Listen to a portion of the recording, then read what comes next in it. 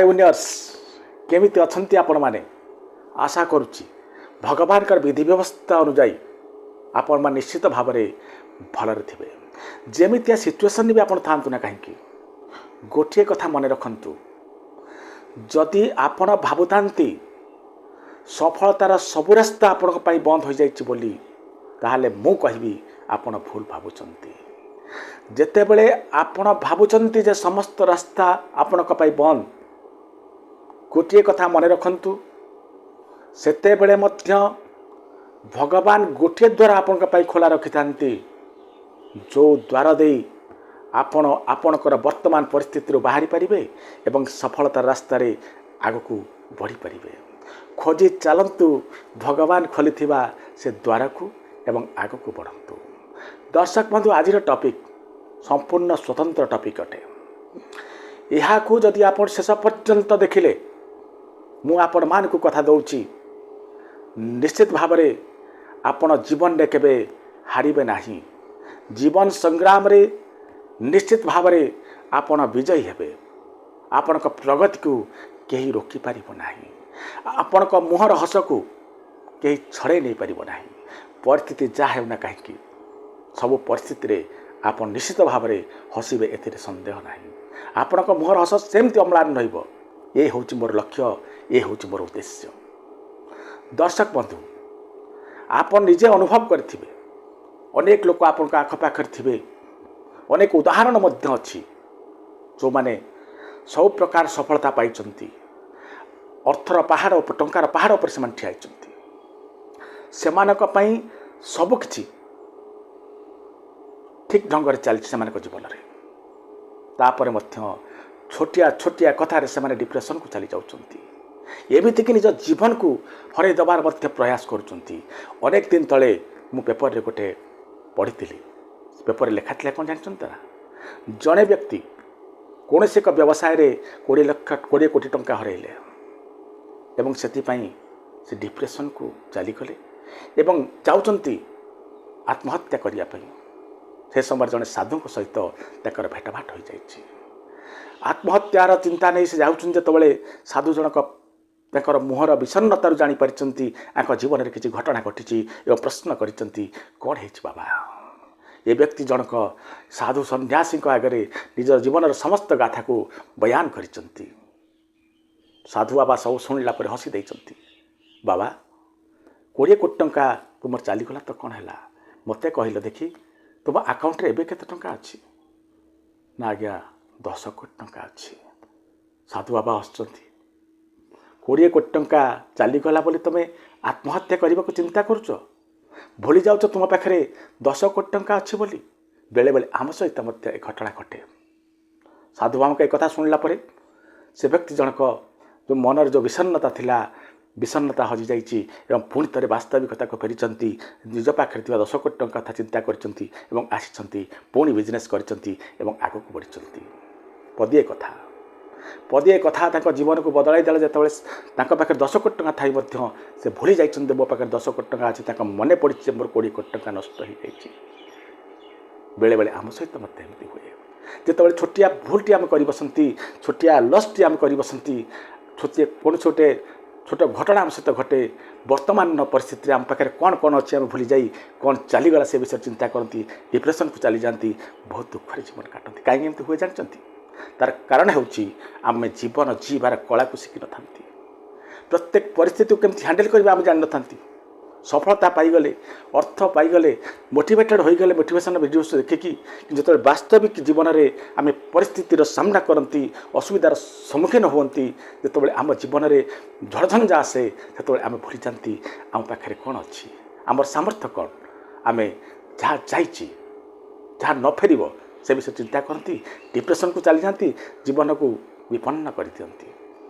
तेणु प्रत्येक व्यक्ति विशेषकर निश्चित भाव में जीवन जीवार कला शिखिबार आवश्यकता अच्छी केमती आपण माने परिस्थिति जहाँ हो ना कहीं आपण खुशी रे ता शिखिबा दरकार आपण माने मोटिवेटेड हेले सफलता पाइले परिवार भल रहा ता सत्वे मध्य सामान्य सामान्य कथा जदि आप डिप्रेशन को चलीजे सामान्य सामान्य कथा निज जीवन को विपन्न कर प्रचेषा करेंगे लाभ कौन से मोटिवेशन तेणु चलतु आज आम शिखा ଯେ କିପରି ଭାବରେ ଜୀବନକୁ ସହଜ ଢଙ୍ଗରେ ଜି ହେବ।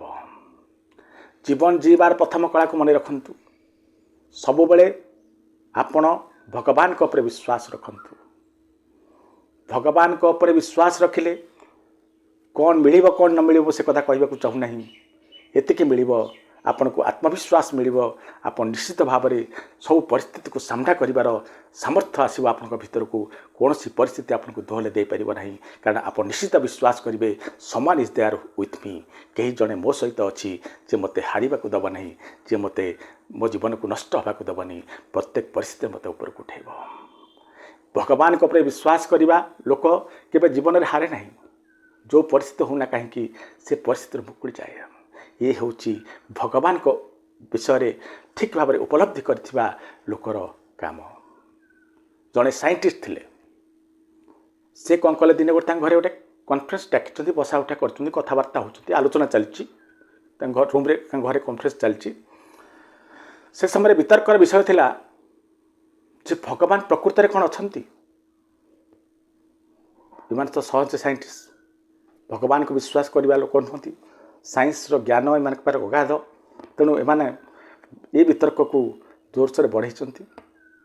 ସେ ସମୟରେ ଜଣେ ବୌଦ୍ଧ ଭିକ୍ଷୁ ଆସିଛନ୍ତି ଭିକ୍ଷା ନେବା ପାଇଁ। ଏ ସାଧୁମାନେ ଏମାନଙ୍କ ଭିତରେ ସମସ୍ତେ କହୁଛନ୍ତି ଯେ ଭଗବାନ ନାହାନ୍ତି, ଭଗବାନ ନାହାନ୍ତି, ଭଗବାନ ନାହାନ୍ତି। ବୌଦ୍ଧ ଭିକ୍ଷୁ ଜଣକ ଏମାନେ କଥା ଶୁଣୁଛନ୍ତି, ଇଆଡ଼େ ଭିକ ମାଗୁଛନ୍ତି, ଭିକ ମାଗିବାକୁ ଆସିଛନ୍ତି ଭିକ୍ଷା ନେବା ପାଇଁ। ଭିକ୍ଷା ବି ମିଳିଯାଇଛି। ଏହାପରେ ସେ ବ୍ୟକ୍ତି ଜଣକ, ସେ ବୌଦ୍ଧ ଭିକ୍ଷୁ ଜଣକ ହସି ହସି କହିଛନ୍ତି, କିଏ କହିଲା ଭଗବାନ ନାହାନ୍ତି ବୋଲି। ସେ ଯେଉଁ ସାଇଣ୍ଟିଷ୍ଟ ଯାହାଙ୍କ ଘରେ ଏସବୁ ଜିନିଷ ଚାଲିଥିଲା, ଏ ଯେଉଁ କନଫରେନ୍ସ ଚାଲିଥିଲା, ଆଲୋଚନା ଚାଲିଥିଲା, ତାଙ୍କ ଘର ଭିତରୁ ଡାକିଛନ୍ତି ଯେ ଆପଣ ଆମ ସମସ୍ତଙ୍କୁ ବୁଝାଇ ଦେଇପାରିବେ ଭଗବାନ ଅଛନ୍ତି ବୋଲି। ସେ କହିଛନ୍ତି ହଁ ନିଶ୍ଚିତ ଭାବରେ। ପ୍ରଶ୍ନ କରିଛନ୍ତି ଏ ବୌଦ୍ଧ ଭିକ୍ଷୁ ଜଣକ ଯେତେ ବସିଥିଲେ ସାଇଣ୍ଟିଷ୍ଟ, ଯେ ଆପଣମାନେ ସମସ୍ତେ ଜନ୍ମଗ୍ରହଣ କରିଛନ୍ତି। ଯେତେବେଳେ ଜନ୍ମଗ୍ରହଣ କରିଛନ୍ତି କ'ଣ ଖାଇକି ବଞ୍ଚିଛନ୍ତି ଜନ୍ମ ହେଉ? ସମସ୍ତେ କହିଛନ୍ତି ମା କ୍ଷୀର।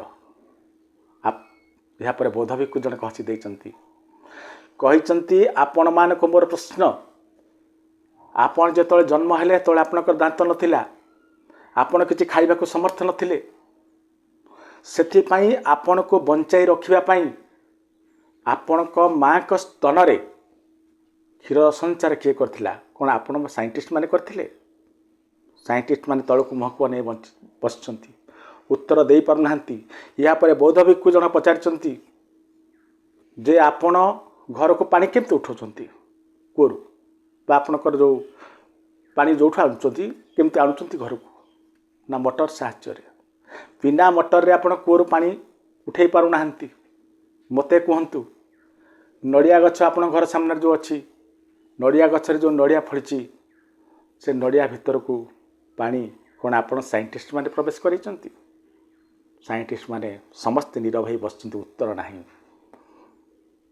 ଏହାପରେ ପୁଣି ଏ ସାଧୁ ବାବା ଜଣକ ପ୍ରଶ୍ନ କରିଛନ୍ତି, ଏ ବୌଦ୍ଧ ଭିକ୍ଷୁ ଜଣକ ଆଉ ଗୋଟେ ପ୍ରଶ୍ନ, ଆପଣମାନେ ମୋତେ କୁହନ୍ତୁ ଯେ ଆପଣମାନେ ଯେତେବେଳେ ଜୀବନରେ ଅସୁବିଧାରେ ପଡ଼ିଛନ୍ତି, ହଠାତ୍ ଆପଣଙ୍କୁ କେହି ଜଣେ ସେ ପରିସ୍ଥିତିରୁ ବଞ୍ଚେଇଛି, ସେ ବ୍ୟକ୍ତି ବିଶେଷ ଜଣ କିଏ? ଏମାନେ କହିଛନ୍ତି ହଁ ଆମ ଜୀବନରେ ଏମିତି ଅନେକ ଘଟଣା ଘଟିଛି, ମରୁଭୂମିରେ ଆମେ ବଞ୍ଚିଛୁ, ଆମେ ଜାଣିନୁ ହଠାତ୍ ବଞ୍ଚି ଯାଇଛୁ, କେମିତି ବଞ୍ଚିଛୁ ଆମେ କହିପାରିବୁନି। ସାଧୁ ବୌଦ୍ଧ ଭିକ୍ଷୁ ଜଣ କହିଛନ୍ତି ସେ ଆଉ କେହି ନୁହନ୍ତି, ସେ ହେଉଛନ୍ତି ଭଗବାନ।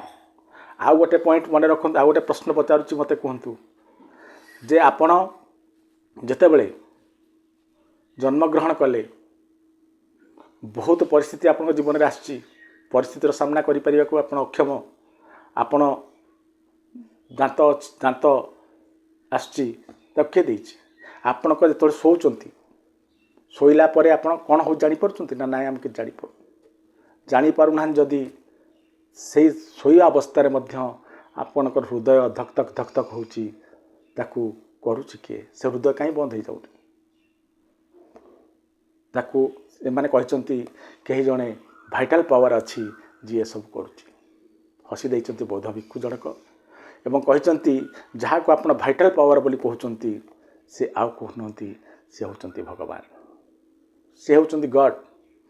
गॉड शब्दर अर्थ कौन जानते आपण मैंने गॉड शब्दर अर्थ होची अर्थ बुझंतु गॉड शब्द GOD जी अर्थ है जनरेटर ओ अर्थ है ऑपरेटर डी अर्थ है डिस्ट्रॉयर आपण माने समस्ते आज मो ठारू शुणु जीवन जीवार कला तापर कहते जहाँ जहाँ से कहते से आमे जानिबा जीवन जीवार कला को प्रथमे आपण भगवान को विश्वास करंतु भगवान हेले GOD आमको सब प्रकार जिनस भगवान दे पृथ्वी पृष्ठ को छाड़ी हाथ देइचंती गोड़ देइचंती आखि देइचंती पाटी देइचंती सब किछ देइचंती स्वयं संपूर्ण करी आमको ए दुनिया को छाड़ी भगवान आमको 3 फर्दर डायरी दे छाड़ी 3 फर्दर डायरी होची आम जीवन 3 फर्दर डायरी कौन गोटे होची प्रथम पेज टी को भगवान निजे लिखिं जी भगवान प्रथम पेज टी है आपण कौट जन्म ने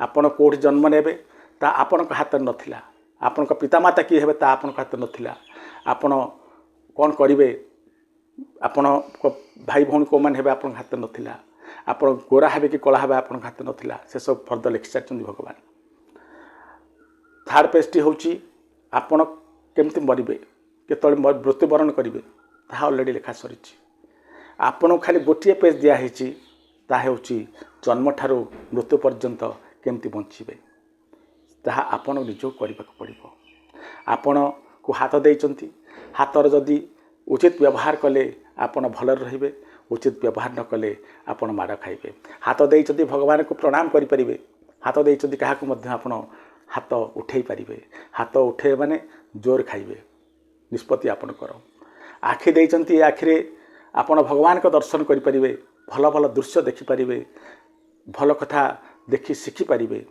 आखि देइचंती ये आखि क्या मारी आपण धूम कोरा खाइबे आपण को देइचंती पाद ए पादरे आपण भगवान को मंदिर को जाई परिबे एई पादरे आपण मंदिरालय को जाई परिबे निष्पत्ति आपण को हाथ छाड़ी जीवन जीवा आपण को ऊपर संपूर्ण ऊपर स्वतंत्र कर छाड़ी जीवन केमती जीवे सब आपण को निर्भर करे तेणु आपण माने समस्त को निज ऊपर विश्वास रखा पड़ो भगवान देइथिबा प्रत्येक जिनस को प्रत्येक जहाँ जहाँ आपको देइचंती तार ठीक यूटिलिटी आप शिखिगले ठीक भाव यूज शिखिगले तार जीवन युद्ध के आप हारे ना परिस्थिति यदि खराब हो तथापि भांगी पड़तु ना मन रखु कहीं जड़े आपण सहित अच्छी जी आपन को निश्चित भाव में आपण को विपद उद्धार कर आपण साथ दब परिस्थिति आपन को मुकुड़े नब एक विश्वास ना सत्य अनेक परिस्थिति आप देखिए सबू रास्ता बंद हो गला आ गोटे डोर खोली जाए आपण पाखे कौन समस्या अच्छी तो तार समाधान अच्छी भगवान समस्या सहित निश्चित भाव में समाधान पठे था समाधान खोजार उत्तरदायित्व होची आपण मानकर समस्या न खोजी कांदी बसिले लाभ किसी हुए ना तेणु जीवन में जहाँ भी समस्या आसुची सब बड़े हसतु भगवान पर विश्वास रखु आग को बढ़ंतु निजर सफलतार चाबी खोजतु ताहले जाई आपण भल रहिबे या पर द्वितीय पॉइंट को आसतु जीवन को गुनगुनाई दिंतु कौन सी परिस्थिति आप दुखित हुंतु ना भांगी पड़तु ना मन रखु भगवान आपन को जो जीवन देइचंती ताकू आपण चाहिए प्रसाद भावी आराम से प्रसाद पाई आनंदर जी पारिबे आपण चाहिए दुखरे गुणगुणाई कांदी कांदी आपण जीवन को जीवे दुखर गाथा गाई गाई जीवन को बर्बाद करेंगे निष्पत्ति आपण मानकर तेणु कौन सी परिस्थिति आपड़ दुखित हुंतु ना मुहर हस को लिभा दिंतु ना गोटे कथा मन रखु दुख आसी कौन हो सेठू कौन दुनिया सबुठ बड़ दुखी आपण थे बाहर को अनै देखु आपण ठारू बड़ बड़ दुखी ए संसार रे अछंती थे चिंता करंतु भाभी देखंतु से पर दुख जो आस भावतु जे एबे भी आपण पाखरे जहाँ अच्छी ताहा मध्य अनेक लोकंकर स्वप्न से माने आज किसी पाऊना आपण पाखरे पितामाता अच्छा घर खंडे अच्छी रही खाइबा को दाना अच्छी इतकी तो भगवान आपन को देइचंती आपण पाखरे अच्छी जहाँ बंचवाई निहाती दरकार ताहा आपण पाखरे अच्छी अधिका पाइबार इच्छा कहीं कर आशा कहीं कर मिलला भल न मिलले बिंदास रुहतु कारण आपण भल रकम मन रखु जे जहाँ कि आपण खाली हाथ आसते खाली हाथ जी छुआ दिने बल गोटाऊे खेलना गोटाऊे आज टंका गोटाऊँ टंकार पहाड़ पर ठिया टंका आदि किसी चलीगला क्षति कौन होगा आपंकर आप किसी आनी एभली चिंताधारा मन को आणतु ଦୁଃଖ ଆସିଲେ ମଧ୍ୟ ଦୁଃଖକୁ ସହିବାକୁ ଚେଷ୍ଟା କରନ୍ତୁ, ଭାଙ୍ଗି ପଡ଼ନ୍ତୁ ନାହିଁ। ପରିସ୍ଥିତି ବିରୁଦ୍ଧରେ ପରିସ୍ଥିତିକୁ କେତେବେଳେ ପରିସ୍ଥିତି ଆପଣଙ୍କର ଯାହା ହେଇଥାଉ ନା କାହିଁକି ଆପଣ ଚିତ୍କାର କରନ୍ତୁ ନାହିଁ, ମୋର ଏମିତି ହେଇଗଲା, ମୋ ପରିସ୍ଥିତି ଏମିତି ହେଲା ସେମିତି ହେଲା, ଏତେ ଚିନ୍ତା କରନ୍ତୁ ନାହିଁ। ପରିସ୍ଥିତି ସମସ୍ତଙ୍କର ଖରାପ ଥିଲା। ଭଗବାନ ଶ୍ରୀକୃଷ୍ଣଙ୍କ ଜୀବନକୁ ଦେଖନ୍ତୁ, ପ୍ରଭୁ ରାମଙ୍କ ଜୀବନକୁ ଦେଖନ୍ତୁ, କାହା ଜୀବନରେ ପରିସ୍ଥିତି ଭଲ ଥିଲା? ସେ ଖରାପ ପରିସ୍ଥିତି ମଧ୍ୟରେ ମଧ୍ୟ ସେମାନେ ଭଲ କାମ କରି ଆଗକୁ ବଢ଼ିଥିଲେ ଏବଂ ଜୀବନ ଜିଥିଲେ। ଆପଣ ସେମିତି କରନ୍ତୁ, ଦେଖିବେ ନିଶ୍ଚିତ ଭାବରେ ଭଲରେ ରହିବେ। ଆଉ ଗୋଟେ ବଡ଼ କଥା ମନେ ରଖନ୍ତୁ, ତୃତୀୟ ପଏଣ୍ଟକୁ ଆସନ୍ତୁ। ଯଦି ଆପଣ ପରିସ୍ଥିତି କୌଣସି ହେଲା, କୌଣସି ପରିସ୍ଥିତିରେ ବି କୌଣସି ପରିସ୍ଥିତିକୁ ବଢ଼ିବାକୁ ଦିଅନ୍ତୁନି। ଜୀବନରେ ଯଦି କାହା ସହିତ ଝଗଡ଼ାଝାଣ୍ଟି ହେଲା, କୌଣସି ବାକ୍ବିତଣ୍ଡା ହେଲା, ସବୁ କ୍ଷେତ୍ରରେ ଆପଣ କ୍ଷମା ମାଗନ୍ତୁ, ନହେଲେ କ୍ଷମା କରିଦିଅନ୍ତୁ ଏବଂ ଆଗକୁ ବଢ଼ନ୍ତୁ। କିମ୍ବା ପଞ୍ଚମ ପରିସ୍ଥିତିକୁ ଆସନ୍ତୁ, ଜୀବନରେ ଆଦର୍ଶ ବନାନ୍ତୁ। ଯାହା ଯାହା ଇଥିକ୍ସ, ଯାହା ଯାହା କରିବା ଉଚିତ ସେ କର୍ମମାନ କରନ୍ତୁ। ଶାସ୍ତ୍ର ଯାହା କହିଛି ସେ ଅନୁସାରେ ଚାଲନ୍ତୁ। ନିୟମକୁ କେବେ ଛାଡ଼ନ୍ତୁ ନାହିଁ, ନିୟମ ଭିତରେ କାମ କରି ଚାଲନ୍ତୁ। ଏହାପରେ କିଛି ଛାଡ଼ନ୍ତୁ, କିଛି ଗ୍ରହଣ କରନ୍ତୁ। ଆପଣଙ୍କ ଜୀବନରେ ଯାହା ଯାହା ବିଫଳତା ମାନ ଆଣୁଛି ତାକୁ ଛାଡ଼ିବାକୁ ପ୍ରଚେଷ୍ଟା କରୁ। ଯେମିତିକି ପ୍ରୋକାଷ୍ଟିନେସନ୍ ହେଉ କିମ୍ବା ଆପଣଙ୍କର ଆଳସ୍ୟତା ହେଉ, ଯାହା ଯାହା ଖରାପ ଗୁଣ ତାକୁ ଛାଡ଼ିବାକୁ ଚେଷ୍ଟା କରନ୍ତୁ। କିଛି ଭଲ ଗୁଣ ନିଜକୁ ଭିତରକୁ ଆଣନ୍ତୁ, ତାପରେ ଆପଣ ଯାଇ ହସିକି ବଞ୍ଚିବେ। ଏବଂ ଆଉ ଗୋଟେ ଜିନିଷ ମନେ ରଖନ୍ତୁ, କ୍ଷତି ଯଦି କିଛି ଲସ୍ ହେଇଗଲା ସେ ଲସ୍କୁ ଭୁଲି ଯାଆନ୍ତୁ, କାରଣ ଲସ୍ ଆପଣ ନିଜେ ଭରଣା କରିପାରିବେ। ପ୍ରଥମେ ନିଜେ ଖୁସିରେ ରହିଲେ ମାନସିକ ସ୍ଥିତି ଠିକ୍ ରହିବ, ତାପରେ ଯାଇ ଆପଣ ଆଗକୁ ବଢ଼ିବେ। ଅଦରୱାଇଜ୍ ଆପଣଙ୍କର ପ୍ରଗତି ଷ୍ଟପ୍ ହେଇଯିବ। ଆପଣ ଗୋଟେ କଥା ମନେ ରଖନ୍ତୁ, ଏହାପରେ ନବମ ପଏଣ୍ଟକୁ ଆସନ୍ତୁ, ପରବର୍ତ୍ତୀ ପଏଣ୍ଟକୁ, ଯେ ଆପଣ ସବୁ ପରିସ୍ଥିତିରେ ଆପଣ, ଆପଣଙ୍କ ଲକ୍ଷ୍ୟ, ଆପଣଙ୍କ ପରିବାର, ଆପଣଙ୍କ ସମ୍ପର୍କୀୟ ଏମାନଙ୍କୁ ପ୍ରାଧାନ୍ୟ ଦିଅନ୍ତୁ। ଆଉ ସବୁ ଘଟଣାକୁ ଦୂରରୁ ହଟାନ୍ତୁ। ଯଦି କିଏ କହିଲା ଆଦୌ ଦେହକୁ ନିଅନ୍ତୁ ନାହିଁ, ତାକୁ ଛାଡ଼ିବାର ପ୍ରଚେଷ୍ଟା କରନ୍ତୁ। ଆପଣଙ୍କ ଆପଣ ଦୁଃଖିତ କରିବା ଟ୍ରିଗର କାହା ହାତକୁ ଦିଅନ୍ତୁ ନାହିଁ। ଆପଣ ସବୁ ପରିସ୍ଥିତିରେ ଖୁସି ରହିବାର ପ୍ରଚେଷ୍ଟା କରନ୍ତୁ। ନିଜେ ଚାହିଁଲେ ଆପଣ